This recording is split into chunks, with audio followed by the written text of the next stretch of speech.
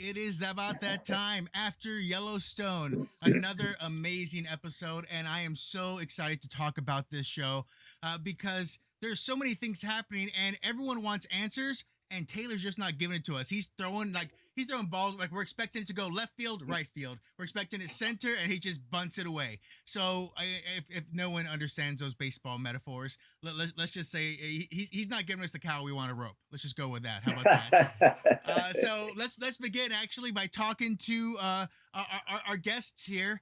Coming back, and I'm very excited to have him back, is Rudy Ramos, of course, plays Felix Long in Yellowstone. Last week we had some technical difficulties which were out of our control, but he is back, and I am very excited to have him here. So welcome, Rudy.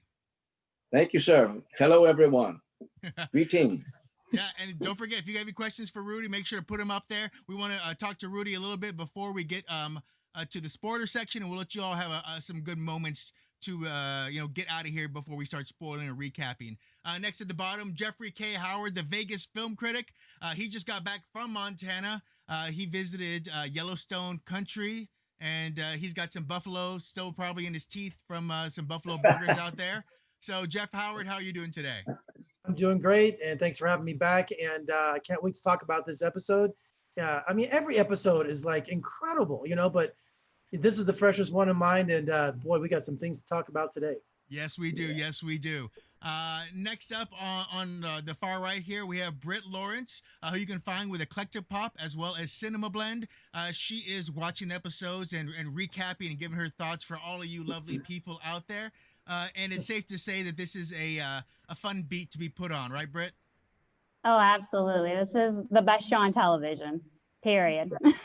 Well, I'm pretty positive you're gonna find anyone who's disagreeing with you, especially the people who are watching right now.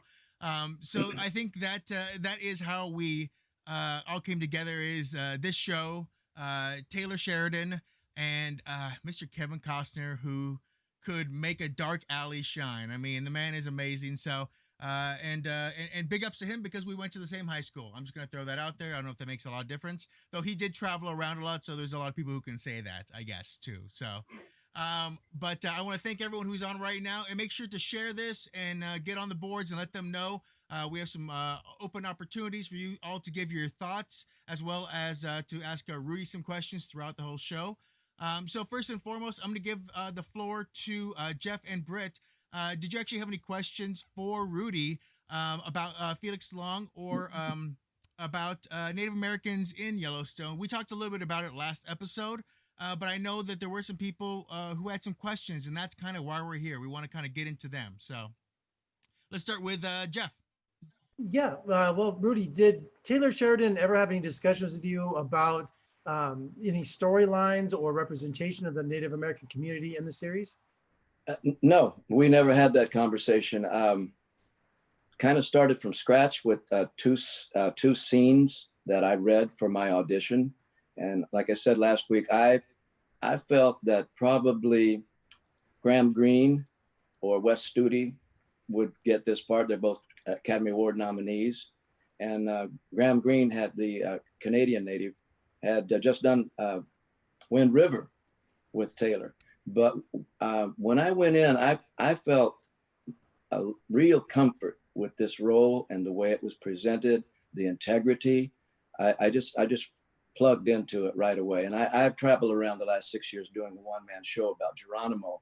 So I was pretty confident and just went in and did my reading and the material. Anybody, it's actor proof. Anybody would shine in this part. I'm just the lucky one that got the part. But Taylor really has a social conscience with all people, and he has a very social conscience with the Native community.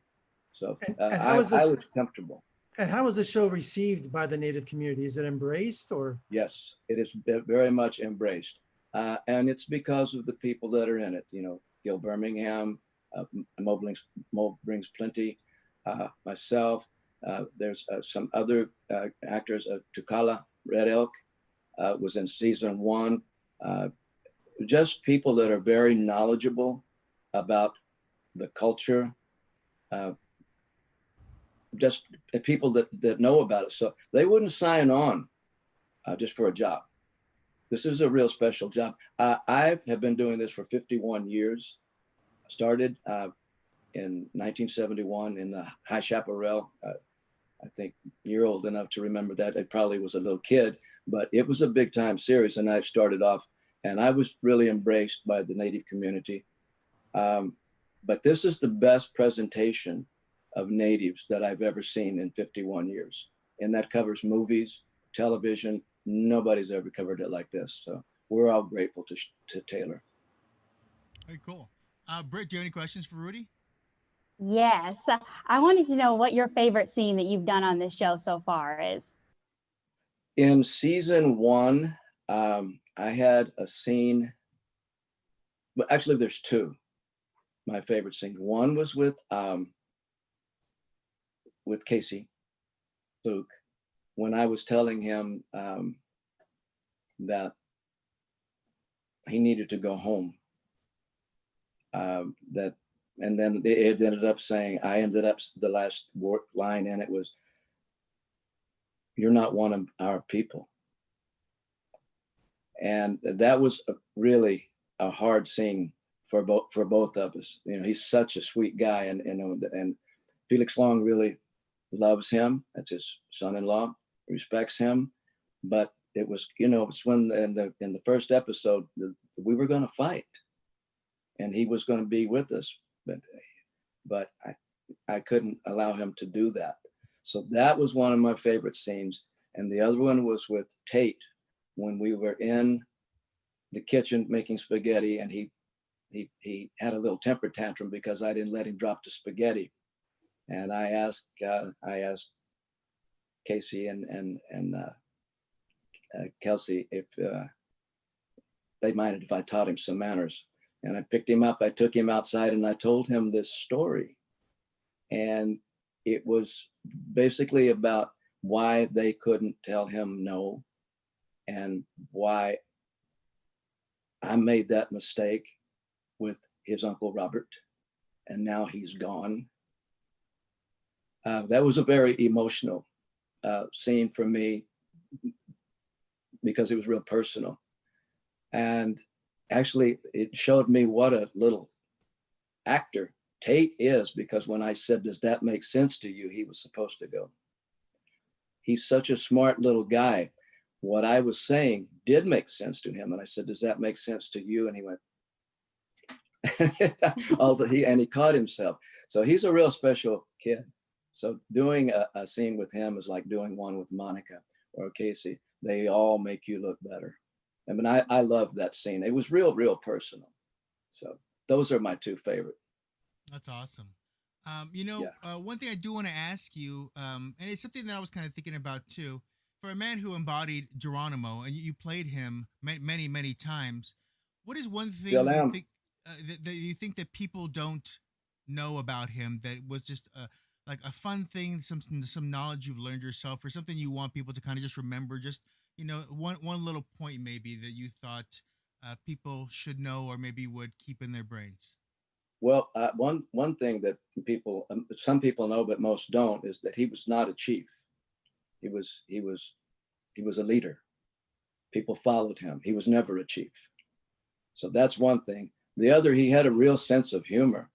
Even when he was on the reservation as a prisoner of war in his own country, he had a real sly sense of humor, and he could really work people. He learned to adjust to life on the reservation. He didn't like it. He never had a free moment in the last 20 years of his life, when he laid down his arms as part of a deal to live, the rest of his life on a reservation. Well, that didn't happen. They were sent from the New Mexico-Arizona border to Florida in a boxcar. And when they got off the train, the men were put in dungeons, and he was given 2 years hard labor.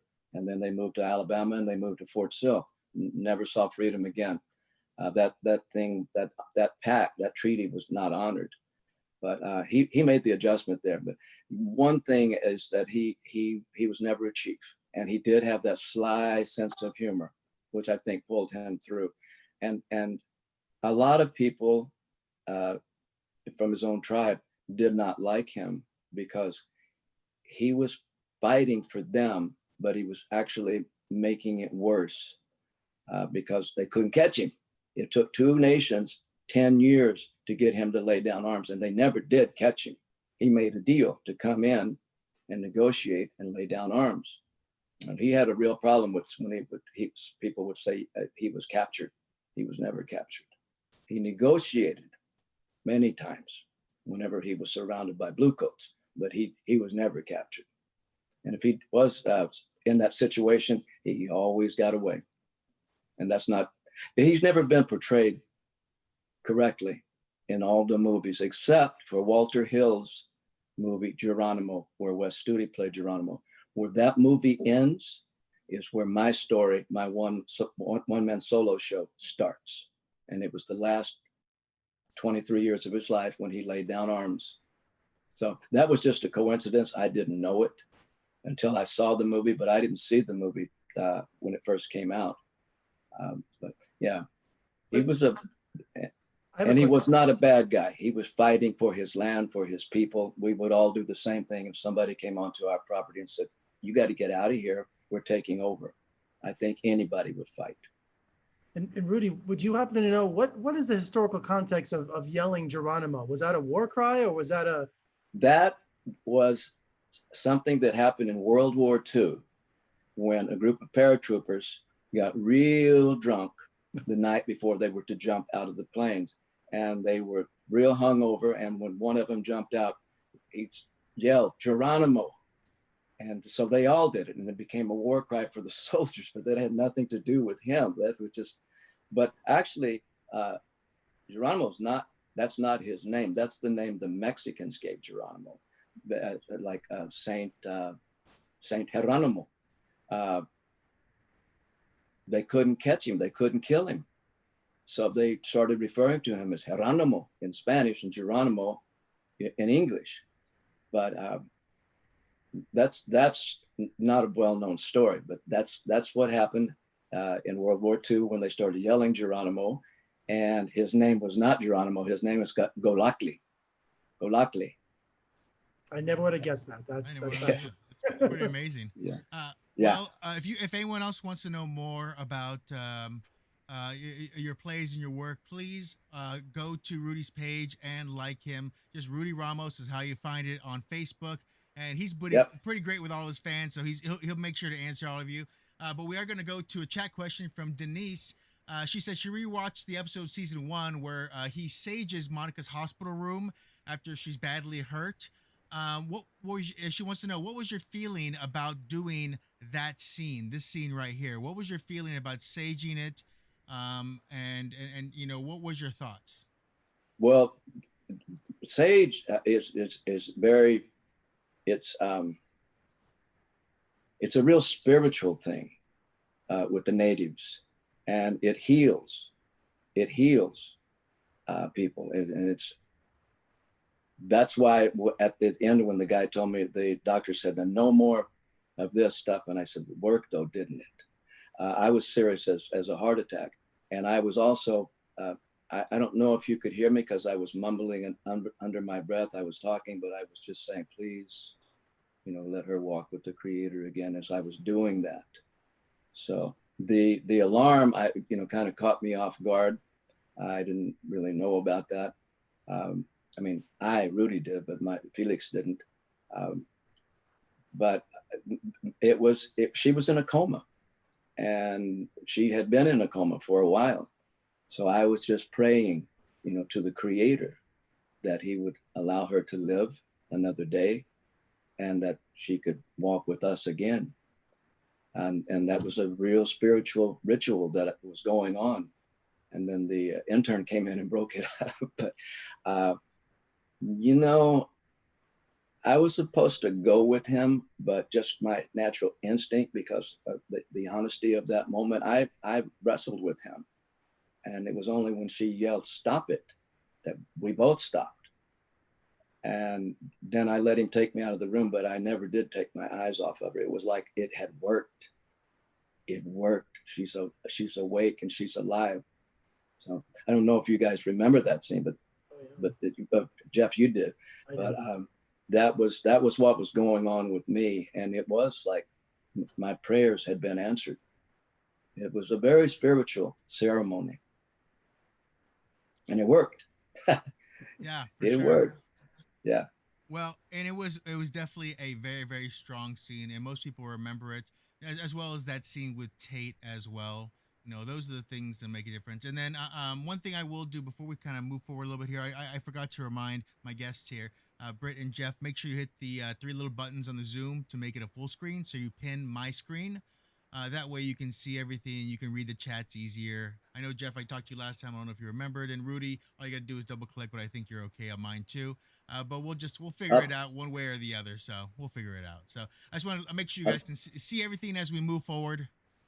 So no worries on that. We're still moving forward though. So I think that was great. Any last questions before we move from this into spoiler territory and start recapping the episode I Killed a Man Today from Britt or Jeff? Any more for Rudy?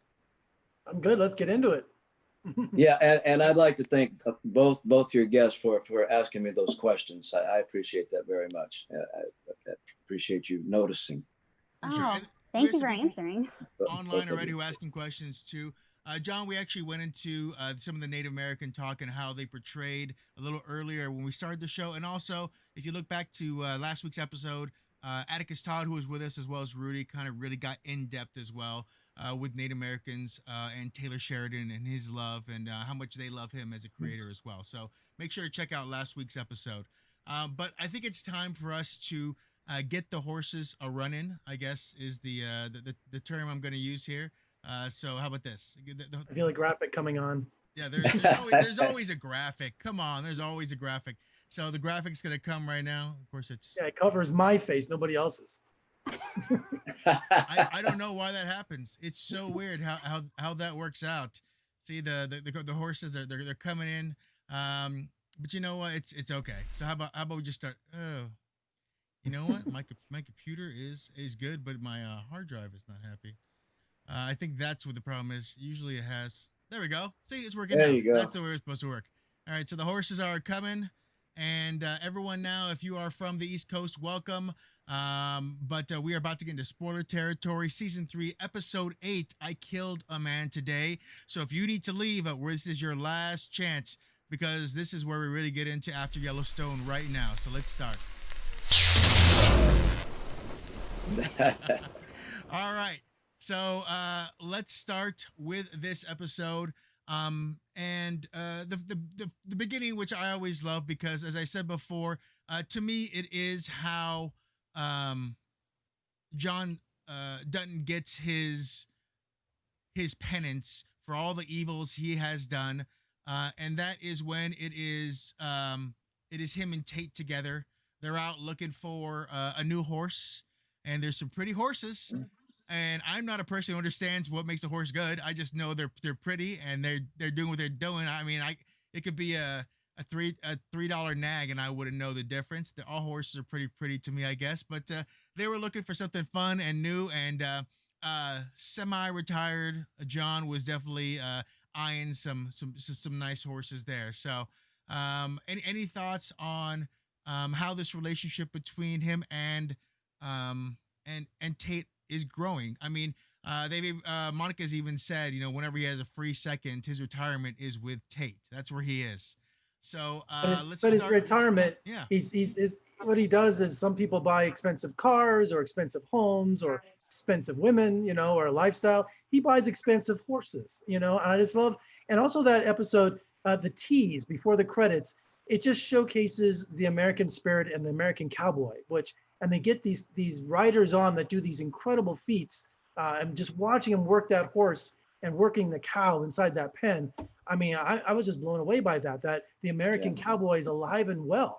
You kind of forget about that. And Taylor Sheridan really lets America know that, hey, your past is still here. That pioneer spirit and the working cowboy and the cattleman. So I really took away just in the first minute of this week's episode of just how alive and well the American cowboy is.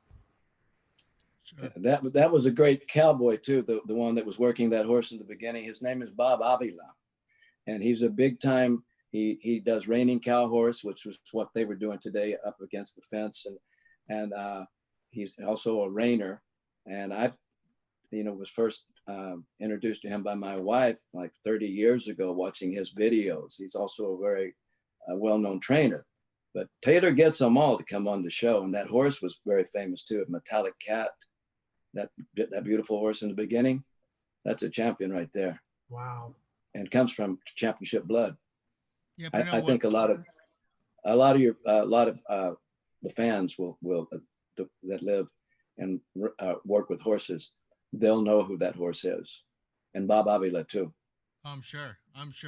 And you know, it was like you know what you were saying. The man's an artist on a horse. What he was doing, you know, I've seen some of those competitions, and I think you can see that from Taylor as well. His love of horses and everything they do, from showing the roping to the quick stops and the barrel racers, you know, all that kind of comes in, and he tries to put a little piece of it in every episode, one way or the other.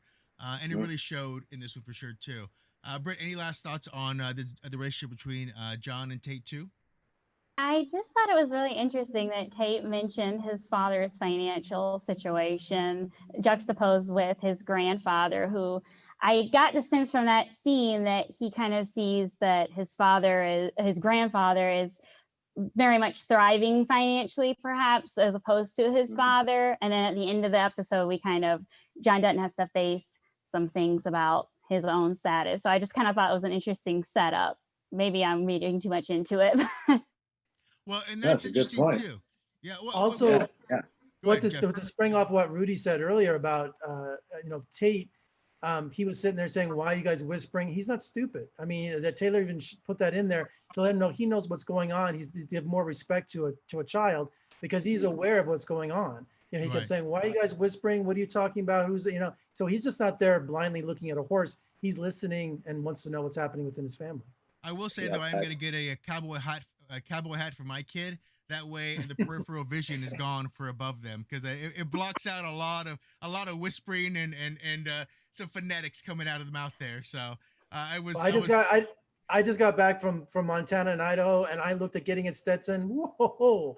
I wanted one so bad, but man, it's just like the price of a small car for a real hat. Oh yeah, it's an investment. If you want to do it right, you gotta go all the way too. Jeff, excuse me, Derek. That's a real good point on Tate, because he is that smart. As a child, he's probably 12 now, but he was 10 when we did season 1. And he's very bright. So that scene right there was just so him. Why are they? What you said, that's what he would do anyway.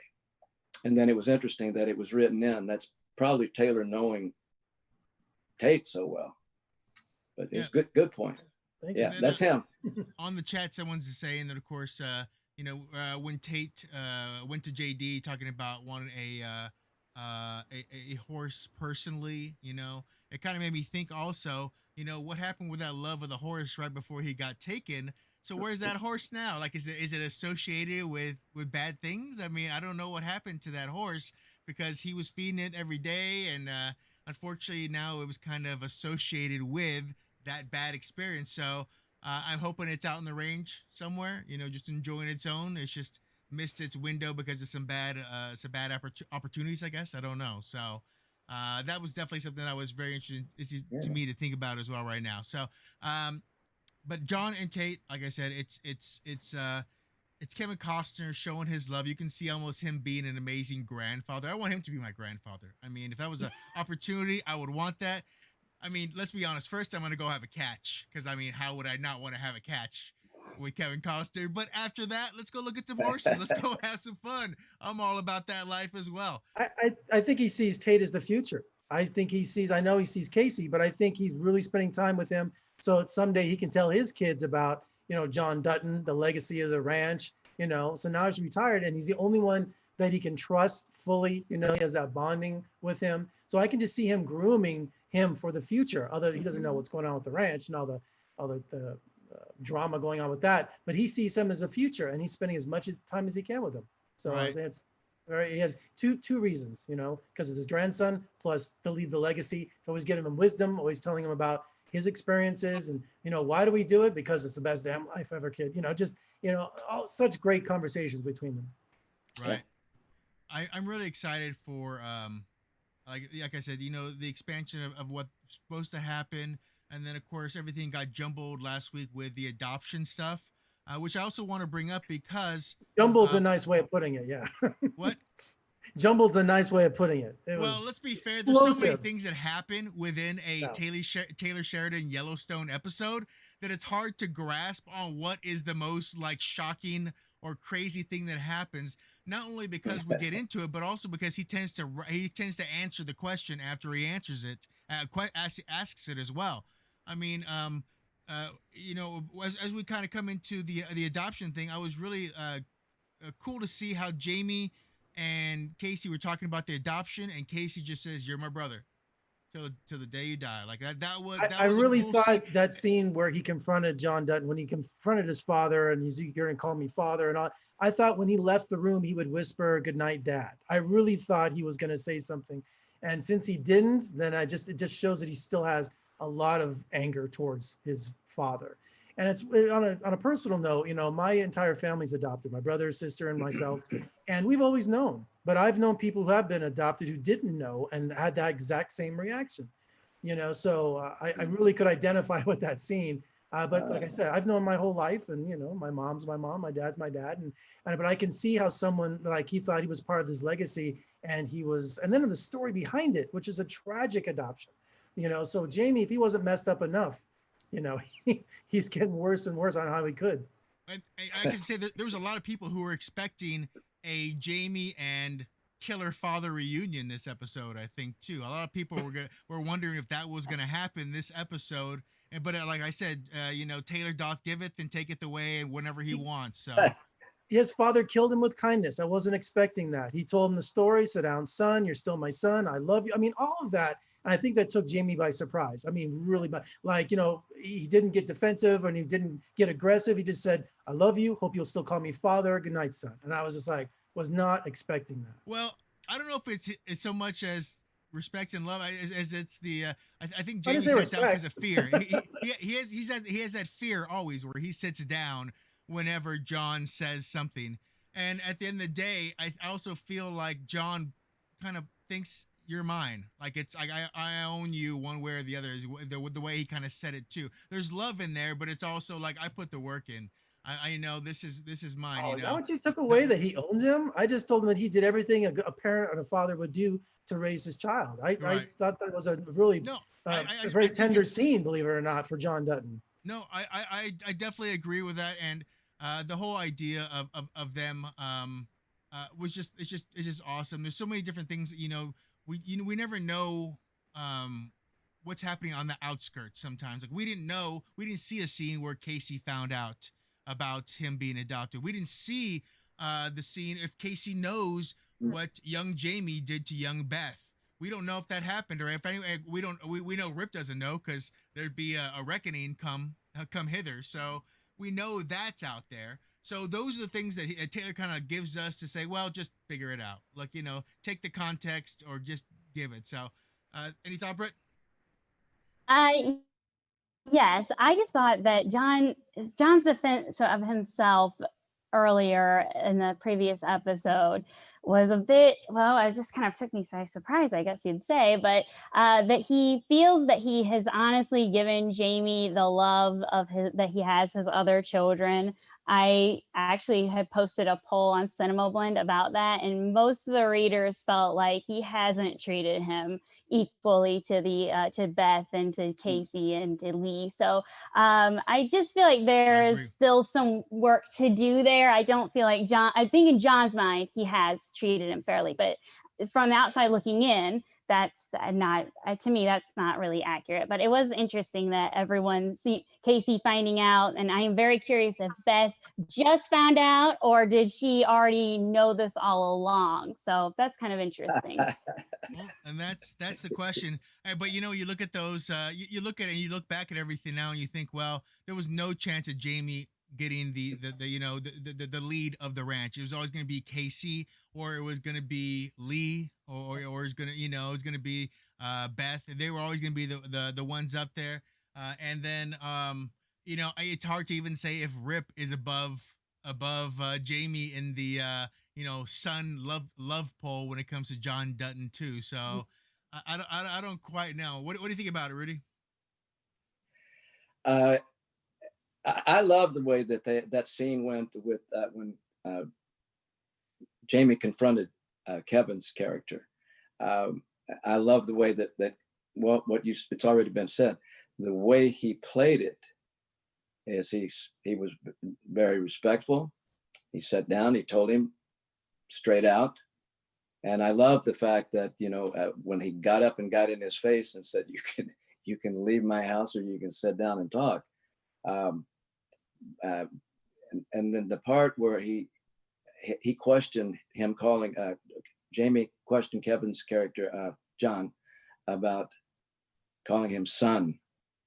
I just love the whole way that Kevin did it. I mean, Kevin, I've seen his work for a long time, and he's like on another level with this John Dutton character in Yellowstone. I thought the best thing I ever saw him do was, even in spite of the Academy Awards as he's been nominated for, it was the Hatfields and McCoys. It was a 4-hour miniseries, and he was spellbinding. I mean, he just tore it up. But he's on another level now with this character, and he's older. He still looks great. He's all of the qualities that made him a star have just been enhanced with this role. I think Jamie felt he was robbed of his moment. He's got so much anger just about everywhere you look. And he was ready to, like, I'm adopted, you didn't tell me. And he was ready to let go both barrels, and it didn't happen. You saw him when he left the room, when he went to bed, that Jamie just sat at the table looking down. You could just see he had no outlet. He had no outlet for his anger. And how much more can this character take? I just don't know. But he killed him with kindness. Yeah. And respect. And I think that's what threw him for a loop. That's just my opinion. Right. But there's a reason why people say just kill him with kindness. You're either running a scam or that's the way he felt. Right. And it was you're right, it did disarm Jamie, and he's got to be frustrated about. But how are you going to be frustrated about love and respect?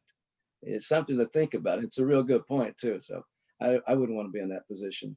Well, but, Denise in the chat, it made good television.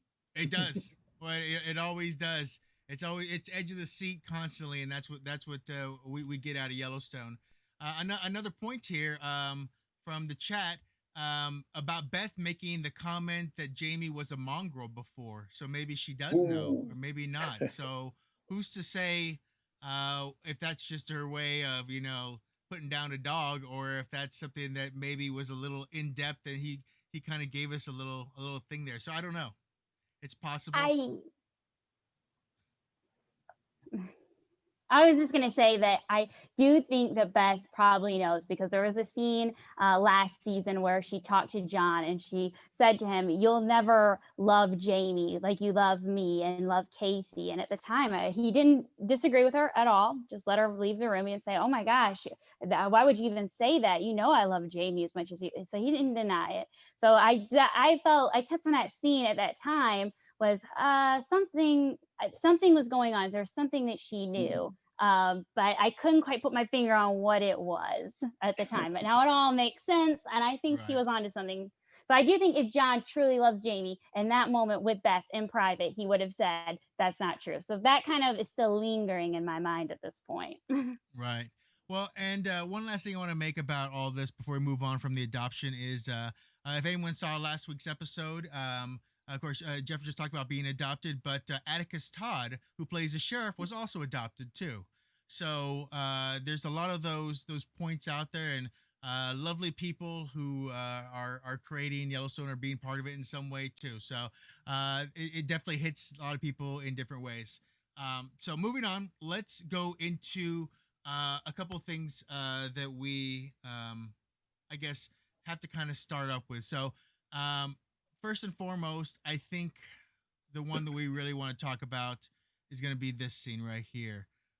Monica, the car out in the middle of nowhere. First of all, when I saw that, my first thought is Taylor wants to make her run again because she did it Wind River, right? So I was like, he just likes watching Kelsey run. You know, he wants to watch her run as much as possible. So we talked about this a few episodes. We talked about this a few episodes ago here on After Yellowstone. We gave statistics about women and going missing on Native American lands, and I don't think. And Taylor Sheridan is not going to let you forget that. He's not just a one time in an episode, 2 weeks ago. I think he's going to constantly remind you and say, "Look, this is a problem. We need more awareness to it." The internet blew up, over that episode a few weeks ago, and I'm sure it's going to do it this weekend too. But he's not going to just let you forget it, and I think I applaud him for that. Yeah. Yes, I agree. And we get the and answer. It is a problem. It definitely is, and that's and the numbers are shocking, and some of the information you and Atticus told us last week too. It's very disheartening, and it says a lot about survival on a reservation, as well as the outlying areas too. Trying to. In a show like this, I was worried for Monica Dutton. I really was. Look, she's already. Anything can happen in this show.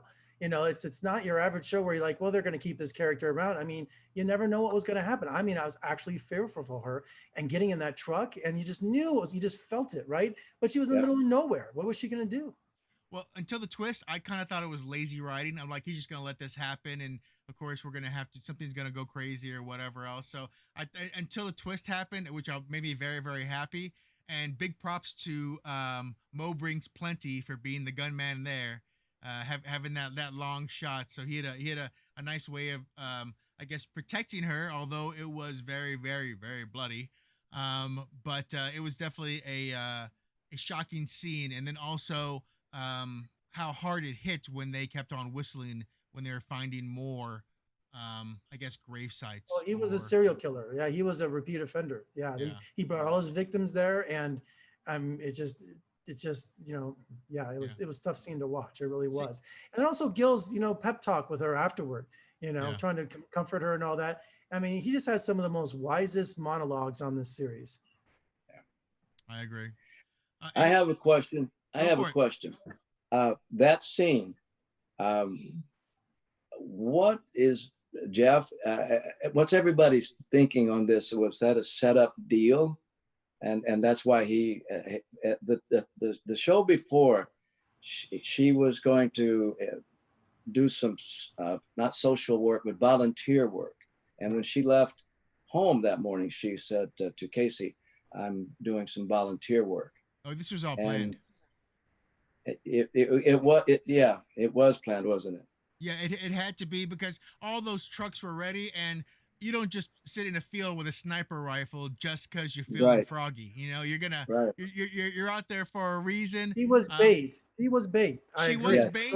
Because they showed up way too fast after she got. It was all they this guy was on their radar, or someone maybe they didn't tip their hand for that. But yeah, she was bait. That's how I saw it. Well, I mean, yeah, go ahead.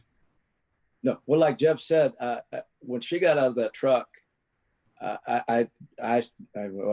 something bad is going to happen. They got me. I'm a good audience anyway.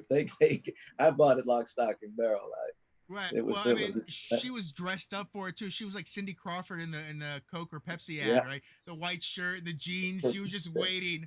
She could have just powdered her lips a little bit more for a car to come by. I saw that too. I'm like, what is she wearing? I mean, he was attracting. She had the hood up. I was just like, I just felt, and then she had no cell service, and I thought, this is just what she's too smart to put herself in a situation like this. Plus, the Duttons are rich, and she has a car that breaks down. I was like, that's still her car. I'm like, what's going on here? That was definitely one of my things too about that.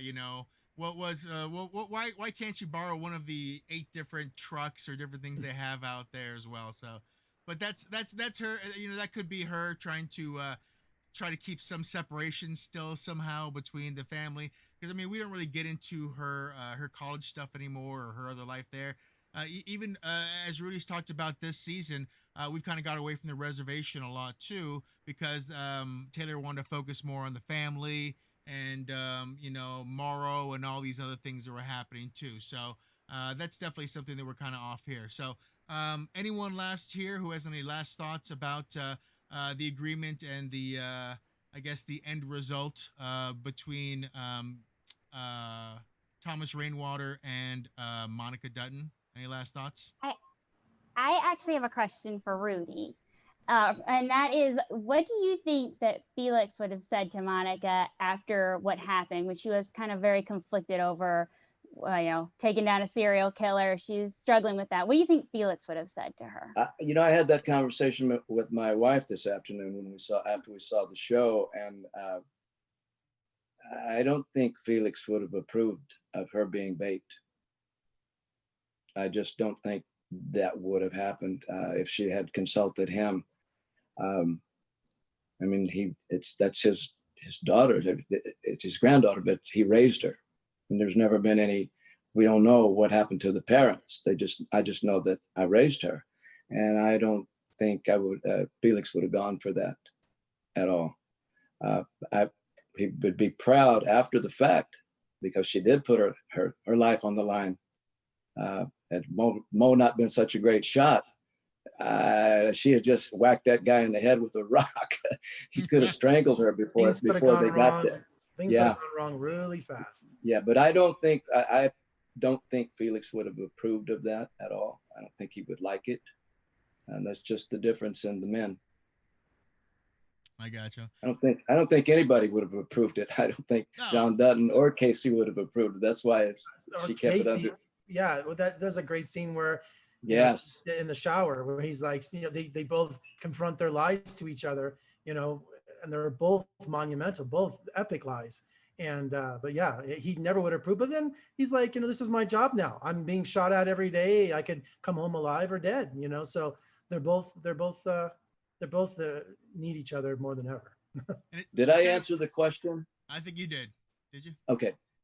I think it's a sad state of affairs if you're in that family and you're just used to seeing someone was killed recently by a family member, or someone else died or something like that. Like the Duttons have, unfortunately, if you the keyword on them in Montana and death is probably like synonymous together. When you're looking on Google.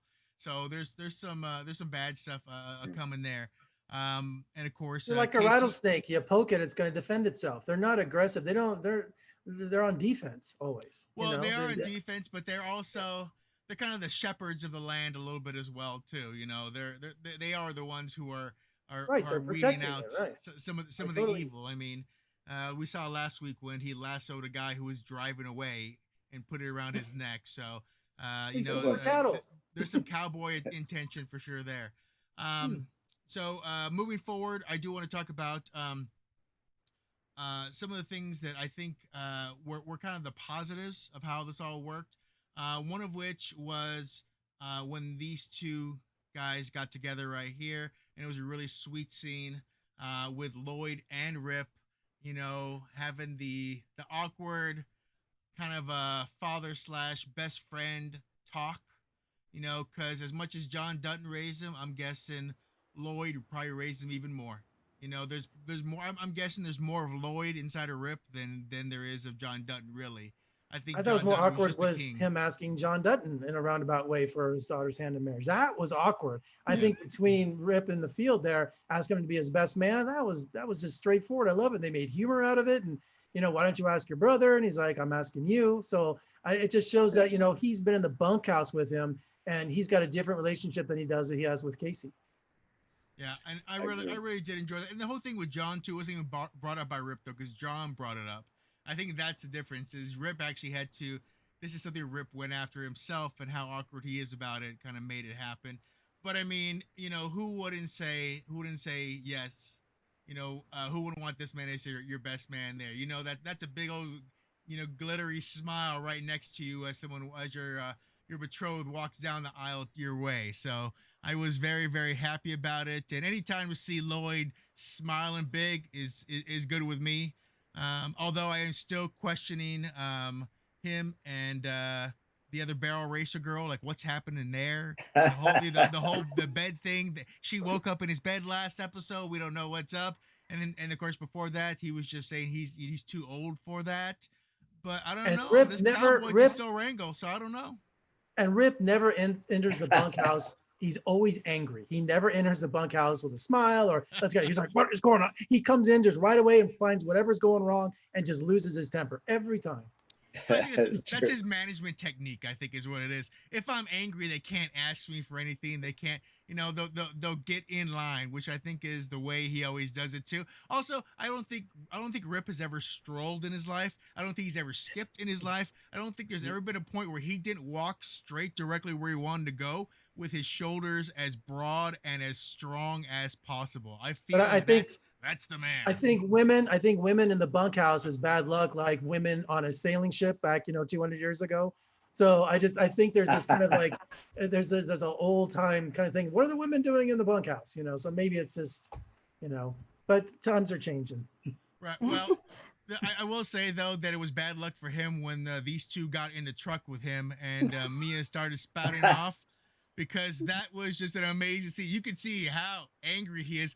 And being the cowboy gentleman man that Rip is, you raise your voice to a woman too much. You're not gonna touch her. So what can he do? He could just threaten Jimmy, and that's the right path, I think. No, but Mia has that effect on you. She started, he just started laughing because she doesn't shut up, and she's charming and she wins everybody over. So he tries to put on this tough persona, but even she brought it down. And that's also another great thing about that moment in the truck, is that this show has some of the greatest music. I don't listen to country, but there's other than the opening theme, which is one of my favorites, but you just hear this. There should be a Yellowstone soundtrack out there, because every song they play not only complements the scene it's in, but also they're just amazing songs. So that was another scene where you could showcase some great music in this series. Mm-hmm. For sure. Yep. Well, someone said that a good analogy is as Lloyd and Rip are releasing that horse, that's also a new life that was kind of happening for Rip as well. He had the chance to kind of start his new path on hopefully safe land. But Lloyd said, "You old softy," so even Rip is starting to go.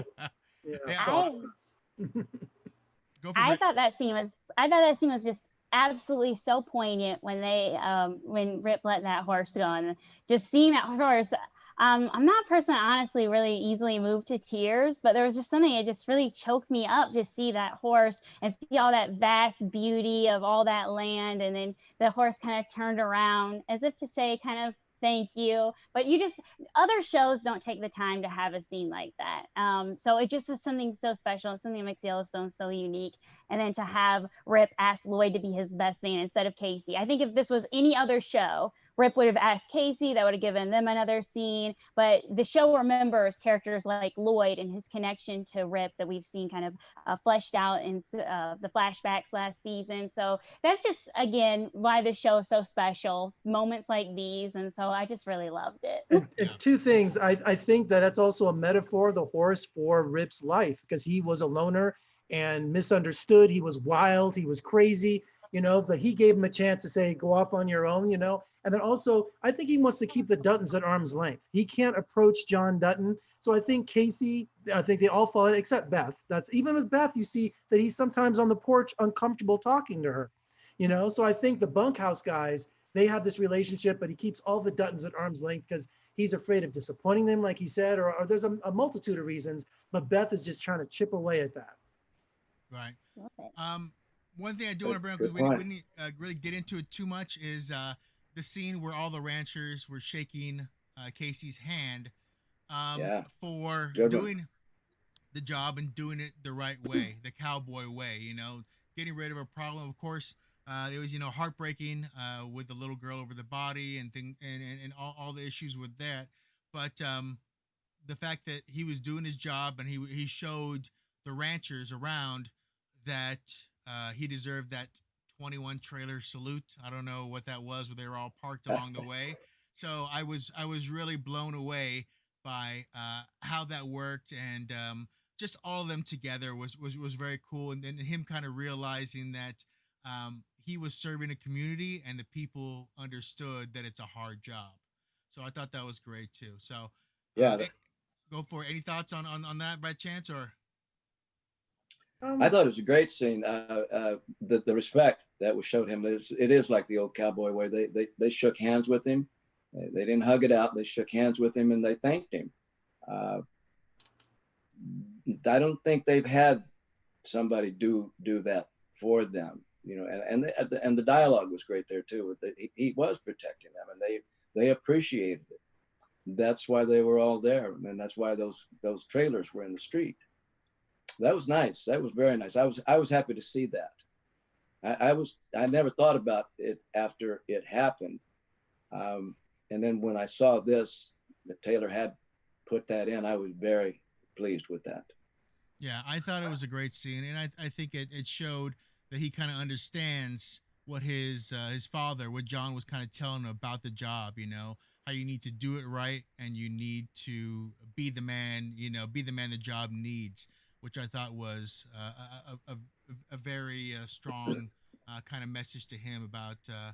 You know, I kind of want you to follow my footsteps, but I also want you to do the right thing and always be behind your choices, which is a great stand too. So can I bring up a scene? Go for it. I just, they didn't resolve it in this week's episode, but when Colby was attacked, you know, Yeah. river with Teeter Wade and the Morrow. horses. Yeah, I was like, wow, because I thought they were going to drag him, you know, rope him, but they had the horses just all. I mean, that was tough because we don't know how bad Colby's hurt. They didn't show us. It was just him in the water. Teeter was under there too. Yeah, so I was just like, that is really just ratcheting up the tension between those. You know, there's going to be some hell to pay next week, I think. Well, and that was the whole thing, you know. Wade Morrow saying, you know, your reckoning is coming. I'm gunning for you, and he's just a wolf on the edge, waiting for some of the pack to kind of fall away, so he can kind of try to take down. Because there was that diner scene between Wade and John Dutton, so there's a lot of bad blood between them. So this Wade didn't care about risking the lives of two of his ranch hands, you know, so or antagonizing John Dutton. There is something there that really between them that is just, you know, bubbling to the surface. I'm real curious to know what it is that he has of John Dutton's. Right. Was he branded before and then walked away? Is that what he's talking about? Is a horse? I doubt it, but I think that's a real good. You took the one thing away from a rancher or a cowboy you're never supposed to take. Wasn't it something along those lines? Yeah. Like that, I think is what he said. So I don't know what that is. Don't either. But it sounded deadly. There's so many loose ends in this series, you know, that they're just gonna, you know. Well, and that's the issue too. Like with Taylor, it almost seems like he answers him the same episode, or he doesn't answer him at all sometimes. So I'm hoping this comes back around, and we're gonna find out. Wade Morrow hasn't gone anywhere, and as we saw, the things have escalated. So we are definitely moving up. So you know, I will have to see what happens. That is the kind of storyline that could be resolved by the end of the season. I think there's 3 more shows to go, or it could go into next year. Well, we tend to get rid of our villains one way or the other, and there's a lot of villains that need to be taken care of. I mean, I talked to Jeff a couple times about the brothers last season, Neil McDonough being killed, shot in the back so quickly. Like I was just like thrown away. Oh, just shoot him in the back, guys. He's walking away. Like there wasn't some big shootout scene or anything. It was, I mean, there was a shootout scene, but he got shot in the back while he was running away. I thought there was going to be something more planned or evil, and it was just more of a matter of fact, you know. Real life's not like that. You get the gun. Yeah, so. Real life's not like that. It's just shot in the back, and that's it, you know. Right. That's the West. It's crazy. All right, so we have John on the chat who thinks it's a horse, and then we also think that someone was branded as well too. So, or branding iron. Oh. Ooh. Maybe you put in some of the Yellowstone branding on some of the horses. Wade missed the train then, huh? Wade missed the train. I don't know. There's some interesting thoughts in there too. Let's move on though, and let's talk about the next thing here. And this is the other villain that is definitely in the waiting side here, and that is Rourke. That is Willa Hayes. That is the corporation. That is this huge storm that's coming that Beth is trying to push aside on her own. But I don't think as much as she is a genius, I also think there is a point where a giant is still a giant. And, you know, your bow and arrow is only going to work so long. You called him a villain. I don't think this show has any villains. I really don't. I don't see anybody as a villain Oh no, I mean, you So can't. so The Duttons, that Wade means Morrow was just everybody's. having a good day. He was just I'm trying just to saying trot along. everybody's a villain. I mean, nobody has their hands clean in this series. Oh Every no, character has got I agree something. with it. Right. So I don't see them as villains. I mean, I don't see it as a villain like that. But no, it's like, this is where the part of this show for this week got me a little confused because it was all about high finance and stock option or stocks and, but so it was fascinating to see how intelligent she was to bring down that corporation. And I'm forgetting the actress's name who made the deal, what's her Karen name? Pittman. Karen Yes. Pittman, Willa Hayes. She plays Willa Yeah, and Hayes. also the Native American actress who's their dragon lady, for the law. I mean, so we've got some of the best lawyers all fighting each other, and she has that great line where she says, after I get this so and so fired, we should hire her. That's the best compliment you could give somebody. So I just thought that was just like watching an episode of Wall Street, going back and forth. So Right. we forget that there's also, Western justice in this series, but also, there's the high finance, in the real world and real consequences. Right. And the consequences, of course, are trying to fight this monster or trying to go along with it. It was really interesting how that conversation from Jamie to Casey and then Casey to Beth needed to happen before it could get to John Dutton now. I mean, John Dutton now. So the whole wrangle before we got to this scene, this daddy, I want to win. I want to make you happy. But, the army is at the gates. And this is what I didn't understand about John Dutton. Okay. I think he's officially mentally ill. $500 million.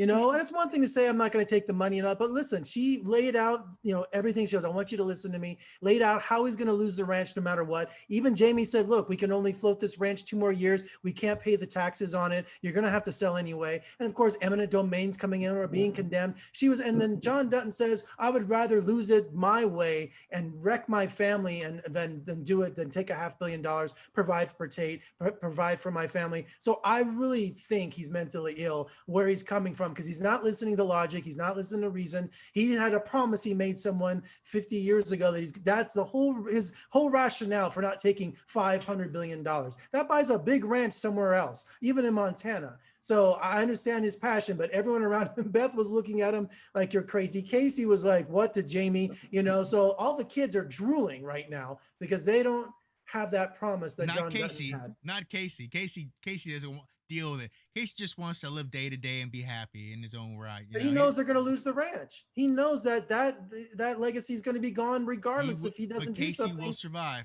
As you've seen, he survives on a reservation or whatever. But $500 billion would be nice, Yeah. 500 million, sorry. 500 million, $500 million, yeah. And that's definitely something that is interesting. But also, as we all know, with our grandfathers, there's a certain justice when it comes to our thinking of, this isn't right. This is the way it should happen. There's an idea of legacy. And then there's just a stubbornness of, I'm going to give my last dying breath to make sure the world works the way it should work. And so there's things he's there. A fool. John Dutton's a fool. My grandfather was that way. The state of Montana is going to get that land one way or another for the progression of the state. Also, they're going to lose it because of taxes and all. I mean, the wolves are at the gate, and John Dutton is being stubborn and being foolish by having this pipe dream that he's going to have it for the ranch is going to be for the 8th generation of the Dutton family. It's not going to happen. If it does, I can't wait to see what Taylor does. Well, and there is going to be, come on. He's not going to move them to a trailer park. They are going to stay there. They found a place. They're already shooting there. I mean, did you not hear Beth's reasons why they're going to lose it? Did you not hear her reasons? Did you not hear Beth's reasons? Come on. I also want to let you know, if you watch a Die Hard movie, John McClane's going to be okay. Just to let you know, too. That's the kind of reasoning in my head. They are going to be Taylor Sheridan said he's only going to do this another season or 2. It wasn't meant to go on for 10 years. So you got to be on your guard with him. I'm serious. Right, So, but I think John Dutton's a fool. I think he really is. All right. And thank God for that, because we wouldn't have a good show if he wasn't. Right. Right. Right. Rudy, any thoughts on this? On the stubbornness of John Dutton, or maybe just knowing some of those people who have the stubbornness of knowing what the world should work. A lot of the Greatest Generation had that thought that the world should work this way, which is kind of a different than I feel like that some of the younger generation has now. You know, I actually thought that he would. She made plenty of sense, and I thought in that moment I thought he was going to say, "Yeah, you're right," but he didn't. So I don't know what he's thinking, and I don't know what it is, that promise that he made a long time ago, but it kind of goes against what he has been saying from the beginning, how he wants to pass this on, because he's caught between a rock and a hard spot here. So again, great writing by Taylor, keeping you guessing. But again, he got me. I thought it was, you know, when Beth decided to make the presentation to John, and not Jamie, she had it laid out pretty good to where, you know, that's not really my deal, the stock market and all of that, like you said, Derek, or no, Jeff, you said that. But even I understood it, but no. And I do know people like that.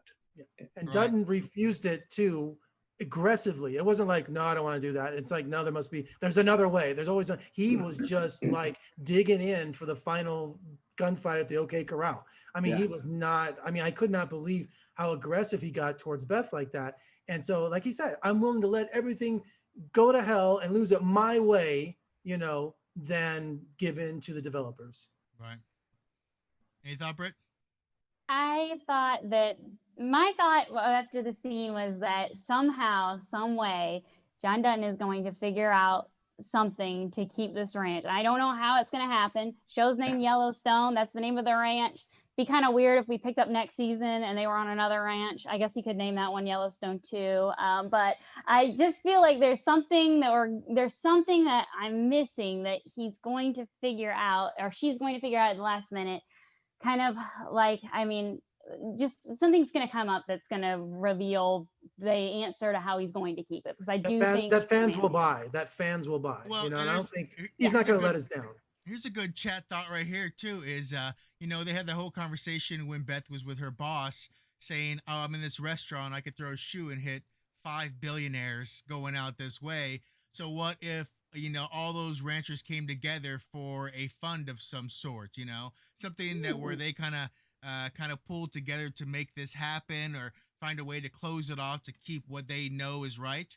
I'm sure there's a lot of stubborn, rich ranchers who are around that area. So I don't know, but that's definitely an interesting thought too. But you know, we just won't know until it happens, because there's a lot of things to happen here. And you know, since her boss is coming to town, you know, as the Native American lawyer said, he's going to get you fired. Like, they're going to get you fired is what's going to happen. And so they lost 26% of the stock of the company she was working with. So that's not nothing. So that's probably pretty crazy. This is kind of a crazy, you know, final thought for me. There's been so many great epic television weddings, General Hospital, Tiny Tim on Johnny Carson. I mean, you can go down all. Do you think they're going to end this series with a wedding between Rip and Beth? That's what I kept thinking. There's going to be a wedding on the Yellowstone Ranch somewhere. Well, as we know, Taylor likes to poke people, and there's already a lot of chatter online that a major character is going to die this year. And so it would just make him happy and just, you know, just happy as heck to make all of us angry at him by killing off Rip or someone along those, one of the main characters that would just throw us away, you know. And everyone would want it to be Jamie, but it's not going to be Jamie, because I don't think he would hit us as hard, and I think he knows that. And so I think that's why if someone's going to die this season, it's going to hurt us a lot, and he's going to build some more things into it. So we'll have to see what happens. They're going to build it into the wedding of the century. You watch. It's Right. going to happen. Yeah, I do think that sadly, as much as I adore this character of Rip, I do think it's going to be R.I.P. this season. Whoa. And That's a prediction. Wow. Good one. Thank you. I'm feeling there's so many things. Beth is coming into accepting this love for Rip. They're making so much. She's softening a little bit. Things are, I'm wondering it feels like we're reaching a tipping point. And then at the end of the episode, I think we saw the end. In fact, what ended up happening right before we saw what I believe will bring about the end of Rip some way, somehow. Lloyd said, "It seems like you finally did it. You managed to survive your past." And I thought, oh, survive your past. That's not good. That means he'll definitely not survive his future. So this is my prediction. If someone's going to die this season, I think it's going to be Jimmy, because they keep showing him looking at those rodeos, looking at those horses. He wants to get back on there. And look how bad he did when he got on the last horse. I think that's already he's going to do it again. He's going to do it again because that's all he wants to do. That's all he knows. And what was that Rip told him? He said, there's rodeoing for a living, rodeoing. He gave these three little wisdom. But I think if someone's going to die, it could be Jimmy. I don't know if he's big enough to really move the needle as much as we want it to happen. Bunkhouse Boys have got a following, Derek.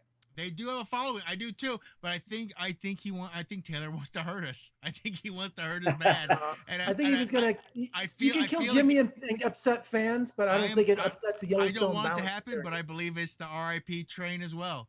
I believe that is what's going to happen. You are sick. This love, and not only that. Leave my Rip alone. I love Rip. The hell that Beth will bring upon people after this, because her heart will shrink 3 times that day, and she will destroy anything and anyone after, God help Jamie if you that happens.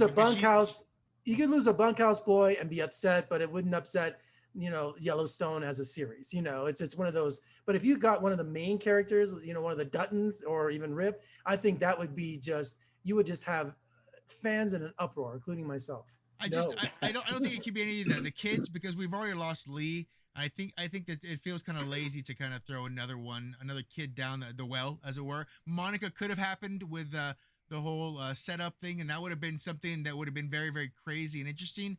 But I think that's also something that kind of we're not going to do, because it's the Duttons tied to the reservation, and we're not going to get rid of that anytime either. So there's a lot of those things that are out there, and so he seems like I said, he's the one who's going to hurt us the most. And we keep forgetting. We keep forgetting about Rainwater and his plans to take back the land. So it's not just the Duttons are about to lose anything; it's also the reservation. Yeah. So I think them together, and their legal challenges have not yet been explored yet. So there's a whole another war front coming on to the developers that they're not even paying attention to. I think they're going to come in and really throw up the works more so than the Duttons. Well, I think we're going to get back, as Rudy's kind of guessing here, we're going to get back to the reservation more in next season. I think we have a lot of stuff to close up this season with these last couple episodes, and I think that's where we're going to kind of find ourselves one way or the other. And then we're going to have some repercussions by whatever happens in the final episode for sure, and we'll see where that lands.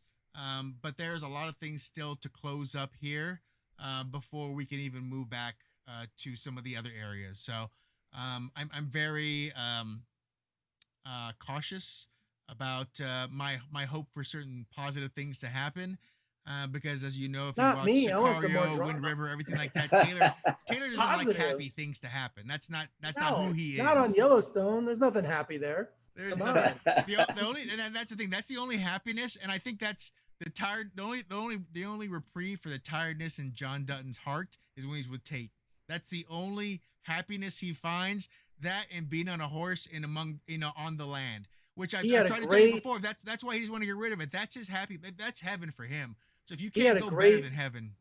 He had a great moment. He said, "In my soul, I feel 16. In my heart, I feel tired." I mean, he had a whole great moment about how, like a king, coming to the end of his life, like who's the king? King Lear, who's just reminiscing and talking about how he feels. And I thought that was such a Shakespearean moment for John Dutton. I really love that scene. Yeah. So yeah, it's crazy, and we'll have to see what happens. But I feel like, depending on how many more seasons they do decide, I think that's how Taylor is going to start to write things out and represent the way those things are going to go. He hasn't made a secret about, he wants to end it in the next couple of years. He doesn't want it to go on and on. I know He just sold his new series to Paramount Network too. So he's going to be busy doing that. So I think he always says that he has these scripts written way ahead of time. Right. He knows how everything is going to end, so I think he knows good and well when Yellowstone's going to come to an end. He does know. Yeah, he does know when it's going to end, and I agree. I think it will go 6. But he knows when it's going to end. He already knows when it's going to end, and he knows how it's going to end. 2 more seasons would be great, Rudy. I agree. He's just that much further ahead of everybody. Oh yeah. Yeah. Well, we'll have to see. You know, the more seasons we have, the less deaths we'll have right now, because he's going to save them, unless he has plans to introduce some other characters too. You know, but so far we haven't seen anyone who's going to take the reins and have the history with the Duttons to make the same kind of canyon and storm that Rip is. So we'll have to see what happens there. So I don't know. I'm very excited to see what happens. And I'm like, there's so many things that I'm just waiting to see, and my little questions are always up there as well. This being one of them. Like, well, I'm still waiting. What's gonna happen with the barrel racer and Lloyd? Just look at Lloyd's smile. I love his smile. It's plutonic. Did you not notice that? It's plutonic. I know, but I'm trying to give the old cowboy some love, and who knows what might happen. He's happy with Also, the situation. I love Hassie, who plays the character. I think it's Laramie is her name in the show. Hassie is great. I love her in a bunch of different stuff. I'm going to talk to her later this week too. So there's a lot of fun stuff like that comes up. But I think for I Killed a Man Today, we covered all the big points. Monica and the reservation. Taking out a serial killer was a really big point of what's happening there. I don't know if that's going to end that arc or if we're going to kind of get more into it, because we've kind of attacked some of it too, but we also found a lot of bodies. So I don't know if that's enough for fans or Taylor to get the message across. So that's something we have to kind of move from. Next up is going to be the adoption stuff. Are we going to move into, Jamie finding his father? Are we going to look into that, or are we going to be okay with, I am your father? That's what matters. And if you want to, go find that son of a bitch, go find him. I don't know if that's going to be. He said that. He goes, look, see if he's been released or if he's still in jail. So he wants to find out. Yeah, he was doing the questioning too, but he also went to go see his father too. So I don't know if that's enough to kind of block it out or not. This whole stock market war and Beth, whose boss is coming to town. That's another angle too. Like, what's going to happen with that? Are we going to the mattresses, as they say, or are we going to find out that Beth has, had one of her fangs removed, and we're gonna have to find a different way? Like, does she lose that, becomes more dangerous by going, one other way or not? So I don't know what happens on those things. Kobe and Teeter, are they okay? I known a person who's been stepped on by a horse in the head, actually, and he had a bruise for about a month and a half, and it was huge on his and so he survived, but it was not a nice thing to look at for a long time. So I don't know what's going to happen with them, and I was actually wondering in a scientific manner if that water helped break anything in there. Did it stop anything, or was a horse tall enough where the weight wasn't going to matter at all? Or I don't know how that works out. I was taking my movie knowledge where you shoot into a pool or something, and the bullets don't work as well. I don't know, but we'll see what happens with Kobe and Teeter. So let's see what happens there, and then I think just getting through to the next stage of all these enemies who are coming constantly. Which, if you're looking at it, seems like a really bad run for John. Like I was hoping that maybe before all this he was just having a regular rancher time and dealing with regular rancher things. But for some reason, these last couple of years have been just a pain in the ass. So I'm hoping that was the case, and he was just getting ready for all this. I'm so excited to thank everyone who was online. I want to thank Rudy for being here. Jeff, Britt, I want to thank you all for being here. Before I go, I always want to give you guys a chance to bring up. Is there anything you wanted to talk about, to ask, to anything that came up in this episode before we jump off of it for I Killed a Man Today, or do you think we all covered it? Like, I'm 100% covered it open good. to talk about anything else you like as well. Britt, is there anything else from you too? I think I'm good. Well, Okay. I just want to ask everybody, I guess. Well, thing with Walker and the fact Yeah. what does that? Is that a legal thing? Is that going to be like he legally brings down Rip by testifying somewhere, or what? I'm just kind of interested. They brought him back then there at the final minute. Yes, good point. What about Walker? He sings good. I'm wondering if why he would be so close to the Yellowstone. Is he, because he had just gotten out of prison, maybe he wasn't allowed to go out of state, and he's a gambler. But that's another good storyline there. As I don't think that he's done with Yellowstone. That he's going to come back too. Right. Nice. So, Well, yeah. not only that, but you see all the things that are going through Rip's mind, because Lloyd's a soldier. He'll follow whatever he's told to do.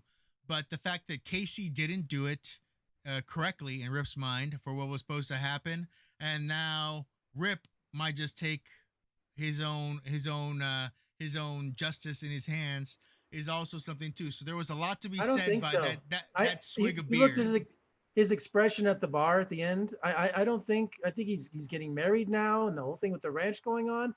I think Rip's, he's having second thoughts about going to the extreme, because I was looking at his face and I thought he was going to jump up and go over there and what are you doing here? And none of that happened. I could see him thinking about, hey, I'm getting married. And I think, unless it's something really he has to take care of.